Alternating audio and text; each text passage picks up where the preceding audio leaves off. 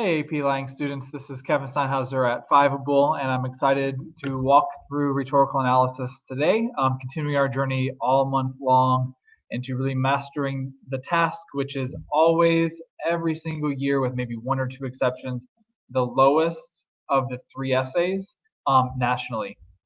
So that's why I'm starting with rhetorical analysis this year. Again, if you haven't been with us since the beginning, I do encourage you to go back and look at really starting in the very beginning of October. All of the live sessions that I've done, they're all available through replay, looking at rhetorical analysis. They're definitely meant to be done 1 week before the next. So we've looked week one at thinking like a critical analyzer, thinking like a college student when we're looking at someone else's text. Really just start looking at the purpose of it, where we need to go in terms of writing rhetorical analysis essays. And last week we looked at, or last couple weeks we looked at thesis statements and then figuring out what is worth writing about. So again, this is not a matching game. This is not about AP terminology. So I'm going to put that aside from the very get-go. This is about, simply put, can I as a student figure out what the author is saying and why the author is saying it? Once I do that, can I determine how the author gets the audience to move on an idea or a subject from one position to another? With all of that said, that's really all rhetorical analysis is. So we have to talk about audience. We have to talk about what did the audience believe before the speech, and what do they believe, or what is the speaker trying to get them to believe after the speech? That's what this is all about. You can get a 9 on this essay. Remember, the scale is 1 to 9, without mentioning a fancy term at all. You can get a 1 on this essay by mentioning the best, fanciest terms you can find. It's not about terminology at all. It's about getting into the speaker's head and figuring out how is he or she trying to move the audience towards his or her side. So we're going to launch in today knowing that we really are walking through this together. Again, starting out with how do we think through this stuff? And now we're finally going to get into some tangible, concrete, what do I put on the paper? So today we're going to look at introduction paragraphs, and next week we're going to to focus in on body paragraphs. Clearly next week's going to be super, super important, but first let's focus on introduction paragraphs. Next week, body paragraphs. I call this session Don't Sound Like a Rhetorical Robot. So I've been an AP reader several years. A couple years I've done the rhetorical analysis essay. There are a lot of rhetorical robots submitting essays. I mean that kind of tongue-in-cheek. Really, what I'm saying is they all sound the same. I want you to stand out. So you're part of Fiveable. We're shooting for that 5. I will show you, simply put, what do students do to get to that upper echelon? What do students do who kind of stay hesitant in the middle? So first today we'll look at what not to do, but then that's not very helpful if we don't know what to do. So I'll show you some trends of what so many students do with introductions. And oftentimes you're not taught that, honestly. They're so important if you're shooting for a 4 or a 5. They're not super important if you're shooting for a 3 on this exam. That means you're shooting for like a 5 or a 6 on the essay. But if you're shooting for higher than a 6 on the essay, introductions are going to be super impactful for you. Again, next week we're doing body paragraphs, so definitely come in for that, because if you're shooting for a 3, you need to kick butt on the body paragraphs. If you're shooting for a 4 or a 5, you still need to kick butt on the body paragraphs. They are where you make your money. They're the cake. Introductions are basically the icing on the cake, like what is really going to set me apart. That's what we're going to focus on today. All right, so again, why are introductions important? All right, so the first reason is they set the tone for your entire essay. Think about it. Put yourself in my shoes as an AP reader. There's a lot of us, because AP language is such a big test. 500,000 plus people take it every single year. So there's a lot of us in a room. We're at a table and they just keep delivering us essays after essays, and it doesn't seem to end. It's days upon days of grading essays, and we all are selected to grade one of the 3 essays. So if I'm grading rhetorical analysis, I am grading rhetorical analysis essays 7 days in a row. Same topic. just put yourself in my shoes really quickly.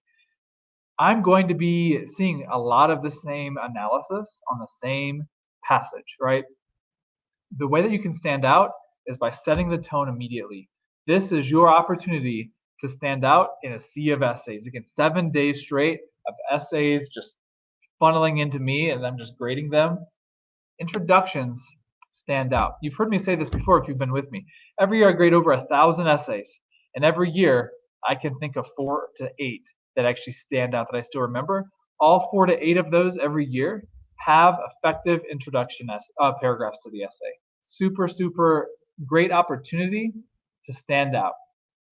Second reason why they're important, they just show me or whoever your reader is that you are in control of 2 things, a high level comprehension of the text and the analytical process. We're going to talk a little bit about the analytical process before we really get going today. But again, the writers who are uncomfortable and don't know what to do with an introduction oftentimes aren't fully confident in the text in front of them. Hopefully at this point in the year, you've seen plenty of actual AP prompts, or at least texts that are equivalent in difficulty. This is not, honestly, 11th grade, 12th grade material. This is college material. Can I read and comprehend the nuance of the text? If I can talk about it confidently. That's what I'm going to do in my introduction. I'm not just going to summarize the work. I'm not just going to summarize the context that's provided. I'm going to bring myself to the table. That's what this is all about. So again, introductions are important because off the bat, they are showing your reader, yes, I get this text. I'm in control of the analytical process. The third reason why introductions are important. They allow you to bring your own background knowledge into the essay. Think about it this way. Rhetorical analysis, you're pretty much confined to the parameters of whatever College Board gives you. Depending on the time period of the speech or the essay that you're analyzing, depends on what background knowledge you have, right? Some of you are going to have really good background knowledge on the 1960s, but maybe not so much 1800s, and vice versa. The more background knowledge you have, the more readily you are able to bring that background knowledge to this essay. So you're not going to start randomly talking about background knowledge of the 1800s if this is written in the 1960s. But if you have background knowledge in the 1960s regarding the subject that you're talking about, you're bringing that knowledge to the table, and I'll show you how to do that today very, very practically, tangibly. The most confident, capable writers take this opportunity to show off what they know, but they're still holding the parameters of the work. So you're not going off on tangents. You're really streamlining, and you can't really effectively introduce your essay if you don't know what your thesis is going to be. So we did thesis last week, or in a previous session. Thesis statements is all about purpose, audience, and then the general writing trends. So I'll show you that again today. But again, I have to know what my thesis is going to say before I know how I'm going to effectively build to my thesis. So please keep that in mind. As I'm brainstorming and crafting my essay, I have to know what my thesis is going to say. I have to therefore identify the purpose and the audience, and then I can build towards that. Effective rhetorical analysis introduction paragraphs explain the rhetorical situation of the work being analyzed. Remember, we've talked about that weeks ago. The rhetorical situation is who is the audience, who's the intended audience, who's the speaker, what's the subject, and how are they all interrelated. So yes, we are looking at the rhetorical triangle for the 4th week in a row.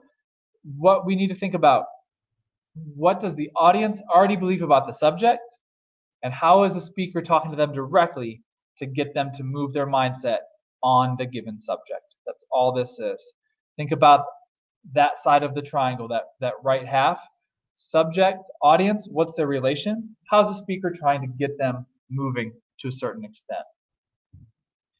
All right, guys, we're going to start looking into some common trends. I think this is going to be really useful, mainly because I know where we're headed, and we're going to be looking at some better alternatives.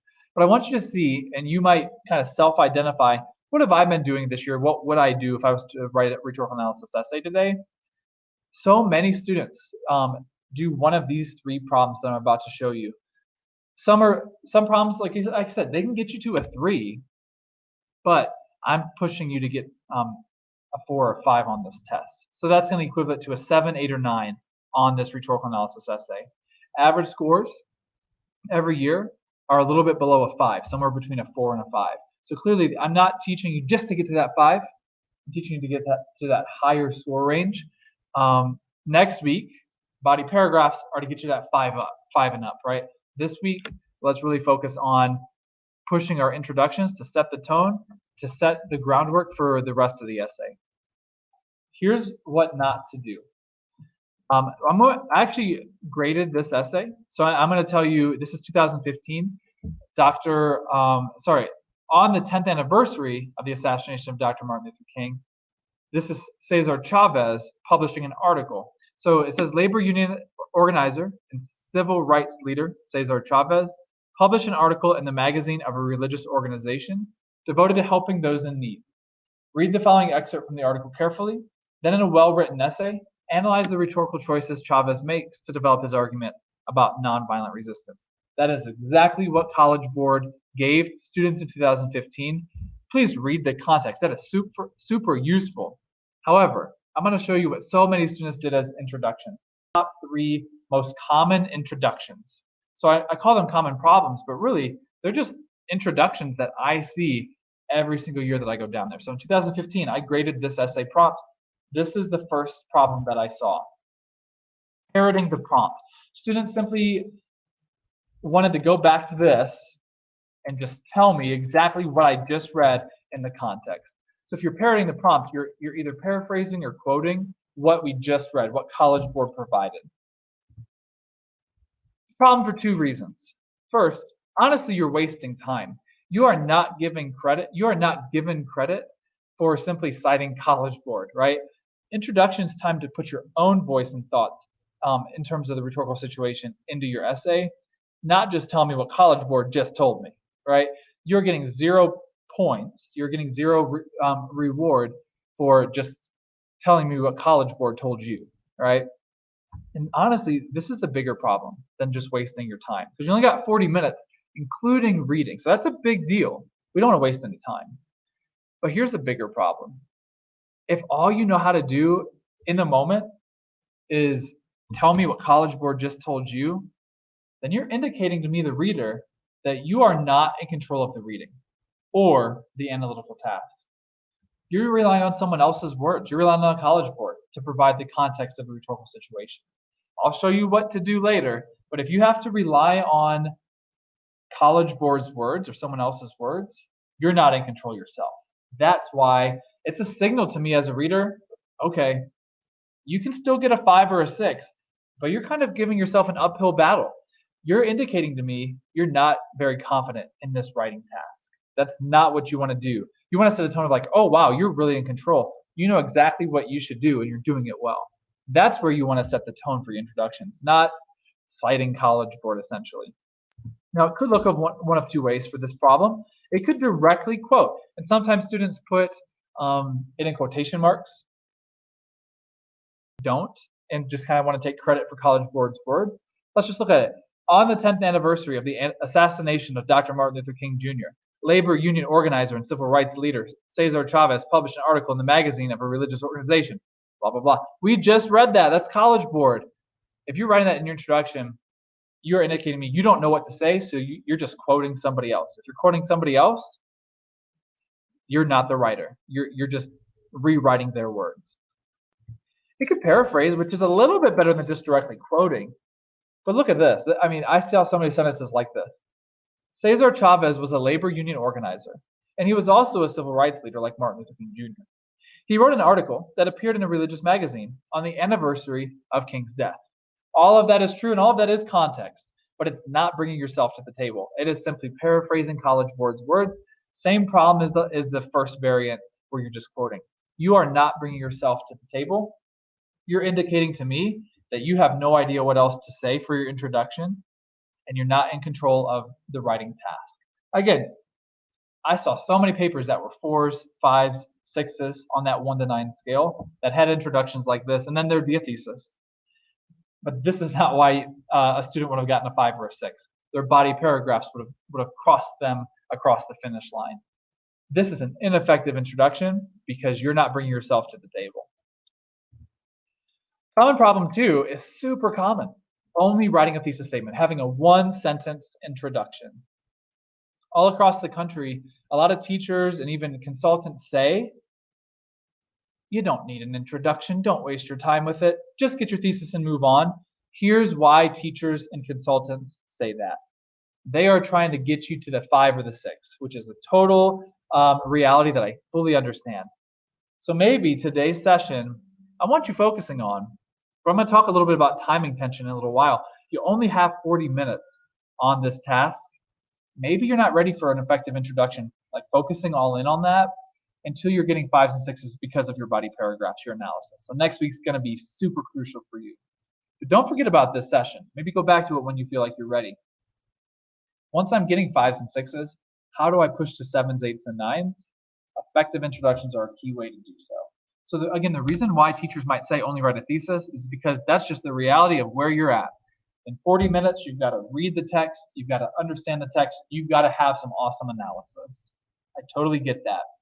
But if you only are writing a thesis statement, you're indicating to me that you don't have control, or you're not bringing yourself to the floor as much as I want you to.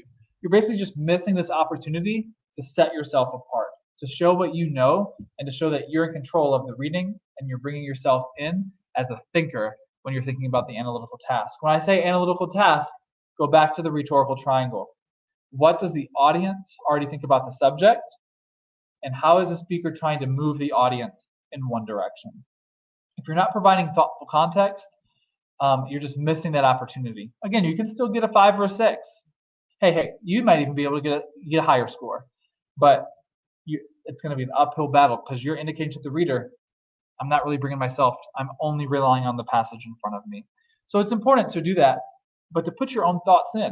What do you know about the audience at the time? What do you know about the audience's relation to the subject at the time? That's what this context is going to be. Here's the last problem. This is probably the least common. I'd say, honestly, I put them in order of most common problems to least, but these are still hundreds, thousands of students do each one of these every single year. This common problem is not including an introduction paragraph at all. I've talked to really good teachers who teach their students, hey, don't even worry about introduction, just jump in. And I've read really good essays that do that, but it's hard to pull off. We're trained as readers just to be like, okay, does this student have a good grasp of the rhetorical process here, the analytical process? Does the student have clear vision, organization, and direction for the paper?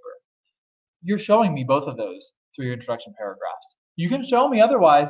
I'm teaching the most. Today when I'm teaching you how to write an effective introduction paragraph, I'm teaching you what I think is the easiest way to get there and hit those high marks. There's a lot of ways that you could do it. You can write a 9 essay without an introduction paragraph. It's just way harder to pull off. I don't recommend going for it. Again, you're missing out on the opportunity to show what you know regarding the analytical task in the rhetorical situation. And here's another thing. This is why I say it's hard to pull off. It's rare to see a 9 essay without an effective introduction. It happens every year, but it's very rare. You might, if you're rushing in without an introduction, you might not be taking the time necessary to ensure that you are writing about what's worth writing about. That was my whole live session last week. Identifying what's worth writing about, including that in your thesis statement. So if you are not writing an introduction, it's possible to get a 9, but it's very unlikely that that's going to be your reality. I'd say and this is just an estimate based on my experience, but clearly that's just an estimate. For every 1 essay who scores a 9 without an introduction paragraph, there are 300 that score below a 6 without an introduction paragraph. So clearly, I'm not talking about the 1 in 1,000 paper. I'm talking about, okay, I know what I'm doing. I know what I want to do, but how do I get across that finish line? How do I raise my score on rhetorical analysis essays? Let's focus on what to do as we're looking forward. Keeping in mind, I mentioned this earlier, don't spend too much time on introduction paragraphs. That's the tension. My students, the first month of school, we build skill. We don't worry about time in writing. We're at the point in the school year now that we are timing ourselves. But at the beginning, hey, we were taking 30 minutes to write a beautiful introduction paragraph just to make sure we knew what we were doing and how to do it. Well, clearly that's not going to work. If we have 40 minutes to write this essay, I can't spend more than 10 minutes on an intro. Honestly, I want to spend 10, 12 minutes reading, comprehending, and identifying what's worth writing about. Then I want to crank out a really effective introduction, honestly, in like 7 or 8 minutes. The rest of my time, so I still have 20 some minutes left, is spent on my body paragraphs, the last 2 minutes on a conclusion. I know a lot of teachers, myself included, always fight that battle of tension of, well, how much proofreading and revising do I have time for? And the longer I work with AP language students, the more that I'm realizing you can't assume you can't dedicate time, more than a minute or two maybe per essay, to go back and revise and proofread. So honestly, you've got to figure out what works best for you. And what I tell my students all the time is, what you think you wrote is often not what you actually wrote. So they're looking for little easy errors that you can clean up. But when it comes to proofreading, honestly, it's so important to just do it right the first time. Take your time. I know you're like on a time crunch. Take your time to write slowly and effectively, like crafting your sentences. And obviously, there's tension there because like you want to write as much as you can, as effectively as you can, but not rushing where you're to the point of making mistakes. So you're just writing as fast as you can while still holding yourself to a high writing standard. With all of that said, keep in mind the majority of your time in every essay, argument, synthesis, rhetorical analysis, should be spent in your body paragraphs. But for each one, I'm going to help you this year as we go through Fiveable to write effective introductions as well. Do you want to set yourself apart from a sea of essays? If so, set the tone from the beginning. You just can't take more than 10 minutes on it clearly, right? So that's the tension here. All right, so like I said, now it's what to do. I'm going to show you literally what a really effective body, why it's effective. Again, there are many right ways to organize your thoughts and analysis here. I do recommend having your thesis as your last sentence of your introduction paragraph. What I'm going to focus on today is what I think is the easiest, most logical, most common way to effectively write an argument, an introduction to an analytical task. Sorry, that was a little my bad on the wording on that. The most effective way to write a rhetorical analysis introduction. Step 1, and again, I'm going to get to a very tangible, this is what it looks like. But step 1 is providing thoughtful context. Go beyond what's in front of the page. Again, if you are simply citing or quoting or paraphrasing College Board's context, you're not providing thoughtful context, you're providing their context. So you have to go beyond what's on the page. Think about what you know about the subject and who the audience would be, and what the audience believe about the subject. That's what it is. My second sentence here says it really succinctly. Think about what was happening in the world at the time in regards to the subject. You're going to put those thoughts on paper. That's really impressive. If you could bring yourself to the forefront there, just for a few sentences, you are going to set yourself apart from thousands of other essays, I guarantee you. Step 1, why is it important? Again, you're showing off what you know. A lot of students love argumentation essays.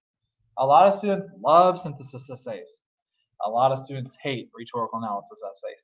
And a lot of times they say, well, I feel like I'm in a box. Like argumentation, I can basically use any evidence that I talk about. Rhetorical analysis, I am like kind of confined to the parameters of the passage. That is certainly true. This is your time to shine. If that's you, you're like, I really want to bring more of my voice to the table. Show the reader how confident you are in the text by bringing yourself to the table here. This is your time to really show what you know. All right, once you've done that, a few sentences. Step 2, you're building to your thesis. Talk specifically about the speaker of the work.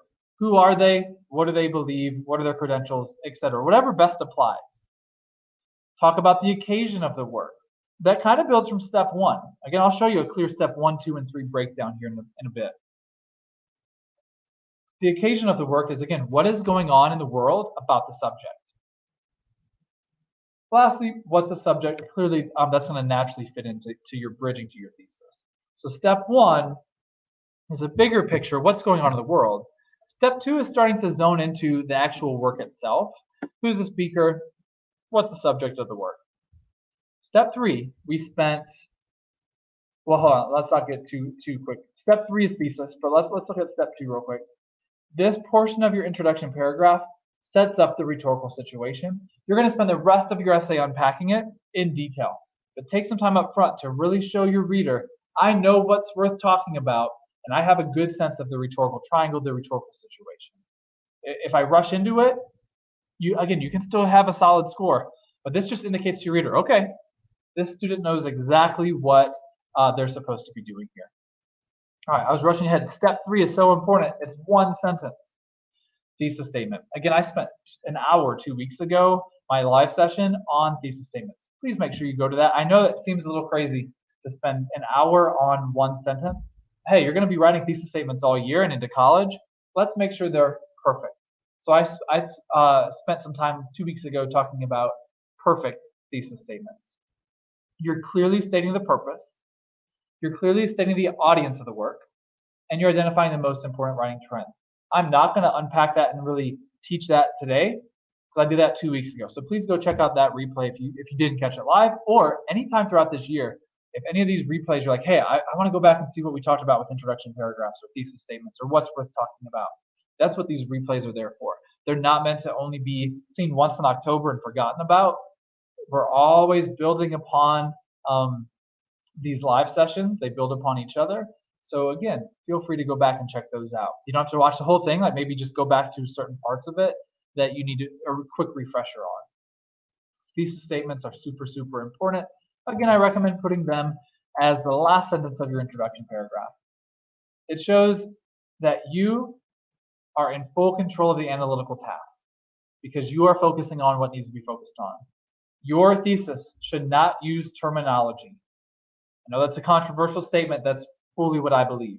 Your thesis should not say things like juxtaposition, anaphora, metonymy, synecdoche, aphorism, rhetorical questions. Look at the bigger picture. By doing so, you're telling your reader, okay, I know what I'm supposed to do here. I'm in control of the writing task. If your thesis statement says, and again, I unpacked this 2 weeks ago, those terms, and that's it, you're indicating to your writer, okay, they might be playing the matching game. This is not a matching game. Remember, we've talked about that. All right, and it also shows you're just holding yourself to that high standard. Okay, am I writing about what's worth writing about, or am I falling into the trap of the matching game? The matching game seems nice, and it sounds really intellectual. I see an aphorism in paragraph 3, but that is not the point of this at all. So by avoiding the matching game, by doing high-level thesis statements instead, you are showing both yourself and your reader, I'm ready to move on to body paragraphs. I know exactly the purpose of this task. We're going to practice with this. I keep coming back to this in our rhetorical analysis unit intentionally. Instead of mastering a bunch of different texts, if you've been with me, we've looked at this almost every week in part. The first rhetorical analysis, think with a rhetorical mind, process that we went through, talked about this at length. So we're going to just look at a couple paragraphs of Reagan, and then I'm going to show you my introduction paragraph for this analytical task. If this passage was an AP passage, I'm going to show you what my introduction paragraph would look like. So if you haven't been with me, or just as a refresher, President Ronald Reagan was supposed to give the State of the Union on January 28, 1986. He called an audible. He had an address to the nation about the terrible events of the day, the explosion of the Space Shuttle Challenger. So again, put yourself into the context. We said put yourself into the context since day one, and we really unpacked that. That is a useful thing to go back. I just went through and thought aloud, how would I think as a critical reader and thinker as I'm reading Reagan's words here? So that's a good live session to go back and watch the replay for. For today, we're going to look at a little bit of what Reagan said, and then we're going to unpack how would a solid introduction paragraph look. Just want to remind you, if you're in the live session, to post them if you have any today as we go, and we'll go ahead and launch into the live session. All right, so initial thoughts of this text.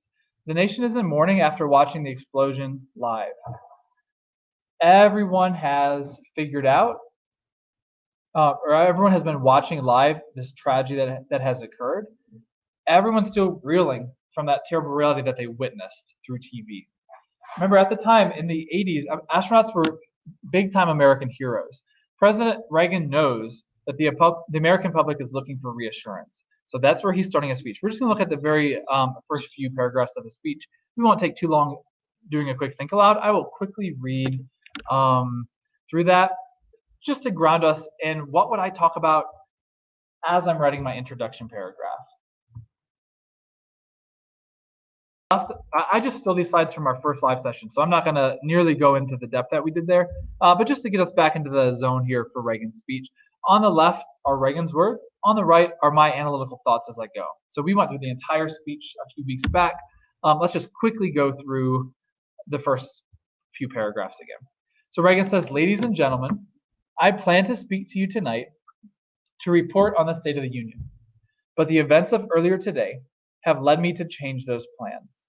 Today is a day for mourning and remembering." So my analytical thoughts here, as I'm reading, as a critical thinker, I'm thinking he's emphasizing the magnitude of the day's events. He's meeting the audience for where they are. They need to mourn. He's mourning with them. Again, I want you all to think about the rhetorical triangle. The audience thinks about the subject, which is the death of the astronauts. This is terrible. We're in mourning. And Reagan does as well, right? So right now he's not trying to move the needle. He's reinforcing their beliefs. Reagan continues to say, "Nancy and I are pained to the core by the tragedy of the shuttle Challenger. We know we share this pain with all of the people of our country. This is truly a national loss." So as I'm reading that, I'm thinking he's bringing a human element into the speech. He's emphasizing that he has a lot in common with the American audience. He's in pain just like they are. Let's go to the next one. He says, 19 years ago, almost to the day, we lost 3 astronauts in a terrible accident on the ground. But we've never lost an astronaut in flight. We've never had a tragedy like this. My analytical thoughts here are he's highlighting the uniqueness of the tragedy. I want to remind you, if you were or if you were not able to watch my first session on this speech where I really unpacked it, where he's going to go is we need to recommit to American space travel. We are not going to let this tragedy stop us from our goal. That's super important to keep in mind. So we're not going to look at all of his speech tonight, but remember that he has a twofold purpose here. One is to mourn with the American public, but second is the more one where he needs them moving on. We need to recommit to space exploration. A lot of Americans might be thinking, okay, is this worth it? He's knowing where he's going in the speech. So he's saying, yes, I want you to know this is a terrible thing. I'm not taking anything away from that. But this is unique. This is not a common thing. We are not going to let this terrible tragedy sway us from our ultimate goals. All right, Reagan says next, and perhaps we've forgotten the courage it took for the crew of the shuttle, but they, the Challenger 7, were aware of the dangers, but overcame them and did their jobs brilliantly. He describes the astronauts as courageous heroes, again, still aligning himself with his audience. The American public knows and believes that the astronauts are heroes. Reagan is really emphasizing what he believes and what they have in common as an audience and as a speaker. Before he launches into where they might diverge, or again, some audience members might think this is not worth doing again. We don't want to go through this again as a country. He's going to say, okay, we have to accept the possibility of tragedy in order to move the needle of space exploration. So just keeping all of that big picture in mind. Now let's go back to step 1. And obviously, you're not going to write an introduction paragraph without reading the whole passage. That's why I chose this one. We've read the whole passage together before in a previous live session. So assuming we've read the whole passage, we're thinking about what's worth writing about. We think about our thesis first, actually. So we got to identify the purpose, the audience, and the overall writing trend. Then we can launch into the context. So I'm kind of going out of order today, just to see step 1, step 2, step 3 in order. But again, as you're working through this, I really think it's important to gather your thoughts. Some of you might even want to pre-write your thesis. Some of you might want to bullet point your thesis. But take the time up front to pre-write and plan.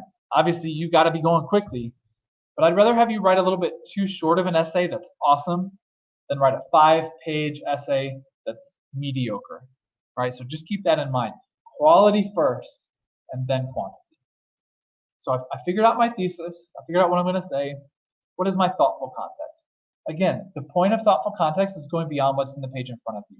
So I don't have a College Board description or context for Ronald Reagan's speech because it's not been a passage, but generally they would just be summarizing the events of the day and the fact that the American public has watched this address on TV instead of the State of the Union. They probably would also say the country's in mourning. Stuff like that, very generic stuff that, honestly, I mean, I don't mean generic to be negative. College Board gives you a very succinct, useful context. But if that's all I can use in my intro, I am not really taking the opportunity that's presented to me here. So again, you're thinking about what's happening in the world around you. Here's what my introduction would be. So I typed it up, it's long. It looks like it's, I think, 4 sentences. I get that not everyone's going to be able to execute a really effective introduction in 7 or 8 minutes.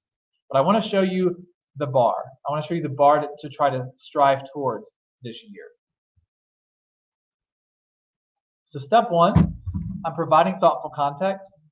I'm not really focusing on Reagan yet. I'm not really focusing on the Challenger explosion yet, other than my first line where I allude to it. Let's read it, and I'll explain why it's effective as I go in at the end. In 1986, when the Challenger space shuttle exploded, America was entrenched in a decades-long Cold War. So if you have background knowledge on like the space race and the Cold War, you can bring that. If not, you've got to think about something else that you can talk about. We're still talking about space exploration. I mentioned the Challenger explosion from the beginning because I'm indicating to my reader, yeah, I'm not way off. Like I'm talking about this exact day, this exact subject, but let me take a minute to kind of give you the context. Let's read the second sentence of my intro. The space race with Russia that was at its height in the 1950s and 1960s was an essential part of the American fabric. So I'm acknowledging we're not at the heyday of the space race. We're still in the Cold War. We're in the 80s. These people who are alive in the 80s watching this tragedy on the TV, many of them lived through the 50s and 60s, the space race. Many of them lived very much like the prime of their lives in the Cold War. So that's what I'm bringing to the table right now. It's an essential part of the American fabric.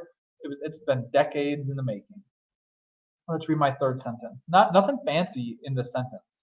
Space exploration and navigation went hand in hand with American national pride. Nothing fancy there. In fact, hand in hand is kind of a casual phrase. Don't worry about trying to sound smart. Don't worry about, don't hear me wrong. Everything I'm saying is smart, but don't worry about over impressing me with your vocabulary. Just say the perfect word that proves your point or that makes your case. Let's read my next sentence. It's actually my 4th sentence. So I have 5 sentences here, but no, these couple are kind of short. Astronauts were not just scientists, they were American heroes. Now, why is that worth me bringing to the table? I'm going to talk a lot about that in my body paragraphs. I'm going to talk a lot about how the audience believed that the astronauts were American heroes, and Ronald Reagan aligns himself with his audience here. So it's worth me bringing up the things that I'm going to unpack a lot further in my essay. Again, I've alluded to the Challenger space shuttle explosion, but that's not my focus in my context. I'm looking broader and more globally. All right, last sentence of step 1 reads, when a shuttle launched in the 1980s, it was a cause for public celebration, and Americans across the country would pause their daily routines to watch their latest national achievement. Again, I'm talking about the broader context here. I'm not going rogue. I'm not talking about anything I feel like in the 1980s. I'm talking about what's happening in regards to the subject, which is space exploration. I hope this is helpful in seeing what's worth talking about at the onset. What's worth talking about in step 1 when I'm providing thoughtful context. Not going rogue and talking about too much, like off topic, but broadening it out. Not talking about just the space shuttle explosion. I'm getting there. That's going to be starting to happen in step 2. Step 2 is specifically speaker, occasion, and subject. Weave this information in as you build toward your thesis. So again, I have my thesis in mind. I might have pre-written it, but I'm not there yet. I have to bridge to step 2. If I did this is effective, but then I just threw a thesis down, that'd be awkward and clunky. So step 2 is super important to naturally bridge to my thesis. Let me show you what that's going to look like. This would go right after step 1, same paragraph. It is with this cultural backdrop that Americans watched in horror as the Challenger shuttle burst into flames, killing 7 of the most public American heroes. As President Ronald Reagan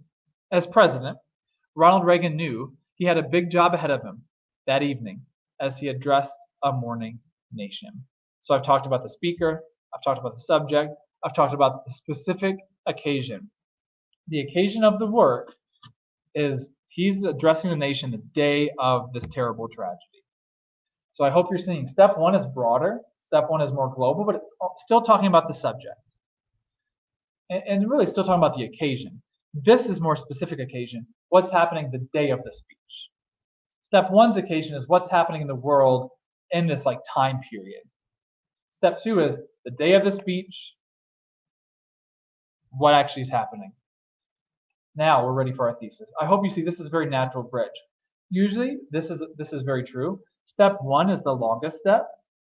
Step 2 is a quick bridge, but an effective bridge. So the second longest step. And then step 3 is the shortest step. It's only 1 sentence. It's our thesis.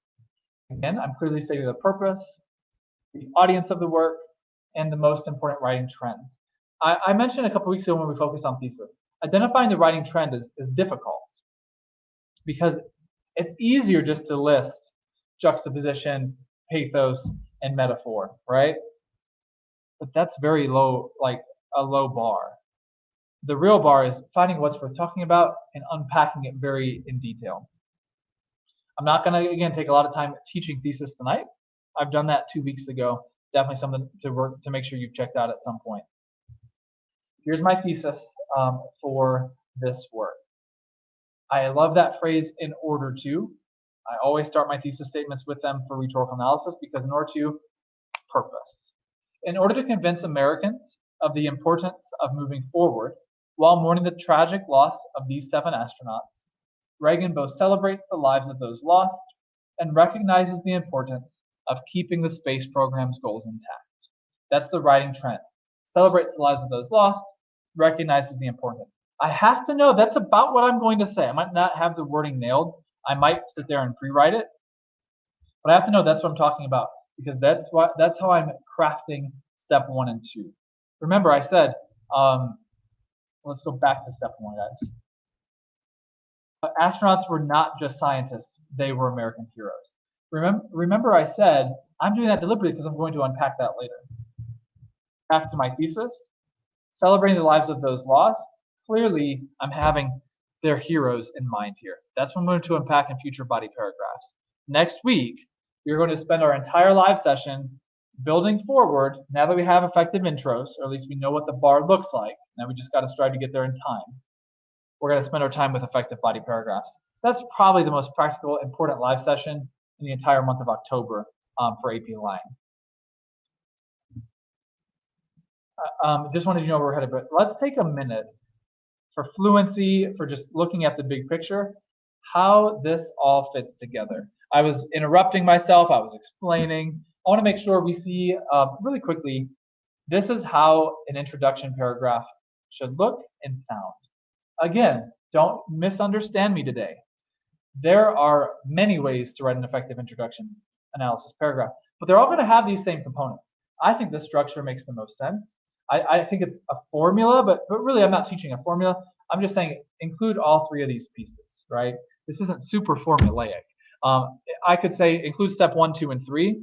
And we all have to rely on our own background knowledge to execute this effectively.